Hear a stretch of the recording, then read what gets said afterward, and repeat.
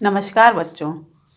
आइए मैं आपको सीबीएसई बोर्ड द्वारा जारी किए गए हिंदी ए टर्म 2 का सैम्पल पेपर का सलूशन बताने जा रही हूँ। इस प्रश्न पत्र में 2 खंड होंगे, खंड का और खंड खा।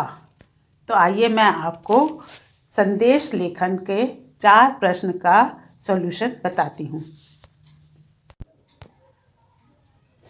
बच्चों, इसमें आपको 2 प्रश्न ही करने पड़ेंगे।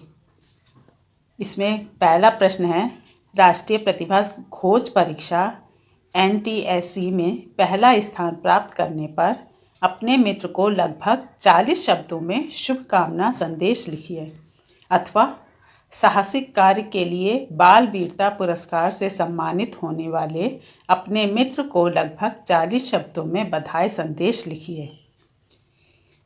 दूसरा है, केरल के निवासी अपने मित्र को ओणम के अवसर पर लगभग 40 शब्दों में एक बधाई संदेश लिखिए, अथवा भैया भाभी की पहली वैवाहिक वर्षगांठ पर लगभग 40 शब्दों में से एक शुभकामना संदेश लिखिए।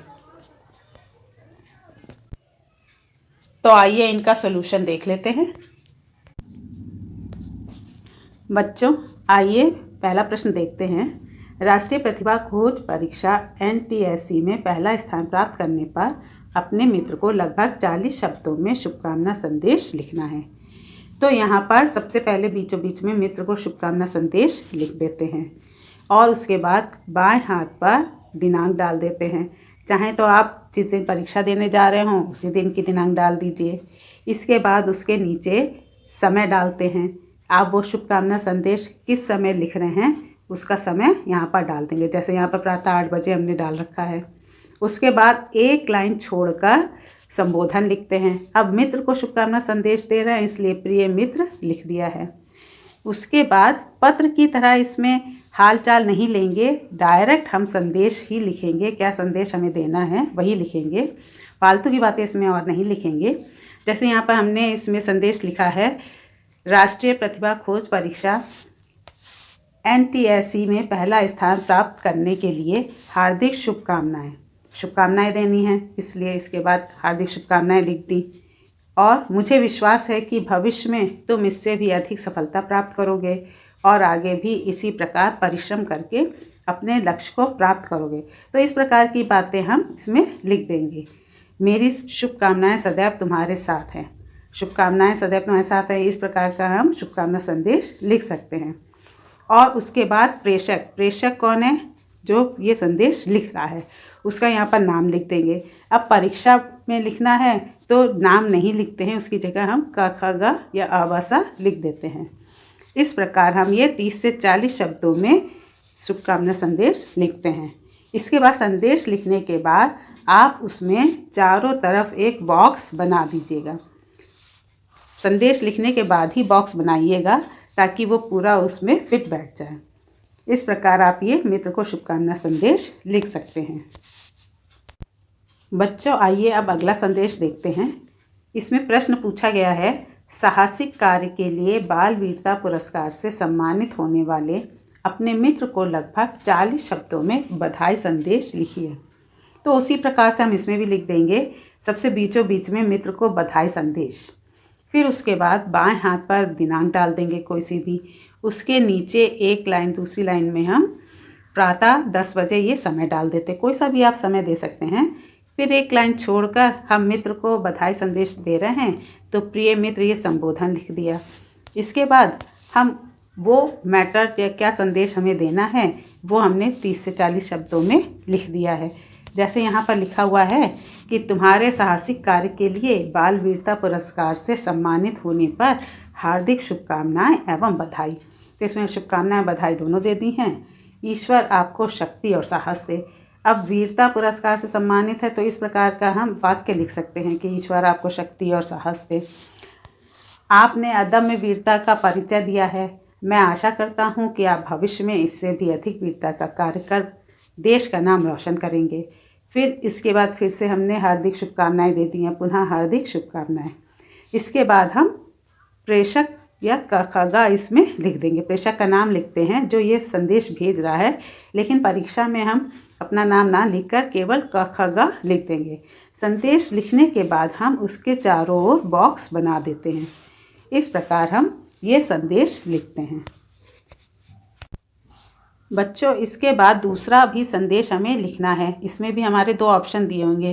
तो इसमें दूसरा संदेश का ये प्रश्न है, केरल के निवासी अपने मित्र को ओणम के अवसर पर लगभग 40 शब्दों में बधाई संदेश लिखिए। तो त्यौहार पर, पर्व पर संदेश मित्र को भेजना है। इस प्रकार के हमारे संदेश लिखने के लिए आ सकते हैं परीक्षा में। तो सबसे पहले बीचों बीच में हम मित्र को बधाई संदेश लिख देते हैं। इसके बाद बाएं हाथ पर हम दिनांक डाल देते हैं। अब जिस पर्व का है तो आप उसी पर्व के आसपास की दिनांक यहाँ पर डाल सकते हैं।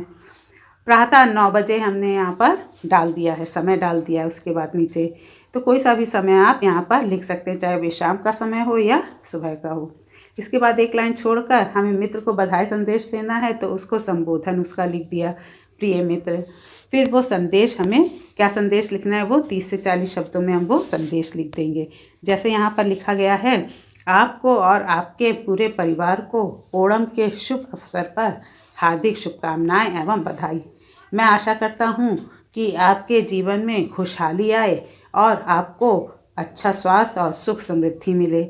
ईश्वर आप पर कृपा करें और आपकी मनोकामनाओं को पूर्ण करें। तो इस प्रकार का हम संदेश मित्र को लिख सकते हैं। इसके बाद अपना नाम लिख देते हैं यहाँ पर, प्रेषक जो भेज रहा है संदेश उसका। तो यहाँ पर हमने क ख ग लिख दिया है, नाम ना लिखकर परीक्षा में क ख ग ही लिखा जाएगा। जब संदेश लिख जाए उसके बाद उसमें चारों ओर एक लाइन खींच देते हैं, मतलब बॉक्स बना देते हैं। इस प्रकार हमारा ये संदेश पूरा लिख जाता है। यहाँ पर सबसे आखिरी प्रश्न है, भैया भाभी की पहली वैवाहिक वर्षगांठ पर लगभग 40 शब्दों में एक शुभकामना संदेश लिखिए। तो इसमें भी सबसे पहले हम बीचों बीच में संदेश लिख लेते हैं। अब संदेश किसको लिखना है वो भी हम लिख सकते हैं यहाँ पर, जैसे भैया भाभी की वैवाहिक वर्षगांठ पर संदेश। इसके बाद बाएं हाथ पर हमें दिनांक लिख देनी है। तो दिनांक यहाँ पर आप कोई सी भी लिख सकते हैं। उसके बाद उसमें नीचे समय दे देते हैं और एक लाइन छोड़कर अब संबोधन लिखते हैं। अब भैया भाभी को हम लिख रहे हैं संदेश, तो आदरणीय भैया भाभी लिख देंगे, सादा चरण स्पर्श भी लिख देंगे। ये चाहे आप सादा चरण स्पर्श लिखें ना लिखें, लेकिन आदरणीय भैया भाभी संबोधन अवश्य लिखना है। इसके बाद उसका मैटर, आपको शुभकामनाएं देनी है, वो लिख देंगे।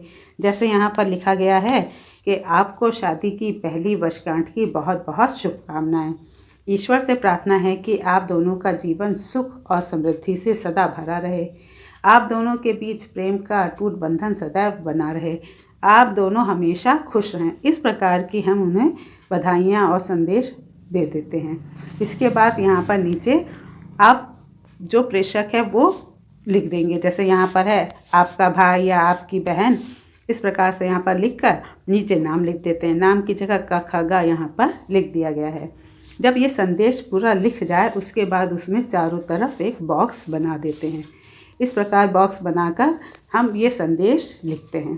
तो इसमें आप लोग ये समझ लीजिए कि संदेश में जैसे पत्र में फालतू की बातें लिखते हैं कि हाल चाल पूछ लेते हैं या बाद में प्रणाम, छोटों को प्यार, इस प्रकार से लिखते हैं, तो ये सारी फालतू की बातें नहीं लिखनी है। केवल डायरेक्ट हमें जो संदेश देना है उसी संदेश को हम लिखते हैं। मेन वही चीज़ यहाँ पर लिखनी चाहिए संदेश में। आशा करती हूँ आपको ये समझ में आ गया होगा। और वीडियो देखने के लिए हमारे चैनल को सब्सक्राइब कीजिए। थैंक्स।